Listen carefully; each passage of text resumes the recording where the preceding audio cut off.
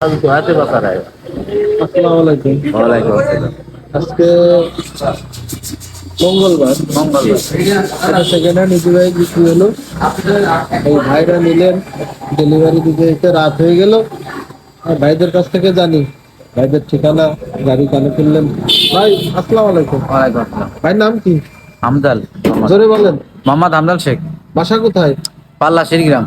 আল্লাহ শেরগ্রাম, মোহাম্মদপুর নাকি? জি, মোহাম্মদপুর থানা। আচ্ছা আচ্ছা, মোহাম্মদপুর থানা, মাগুরা জেলা। এই যে যে গাড়িটা, এই যে বাইকটা আপনি বন্ধন অটো থেকে নিলেন, কেন নিলেন?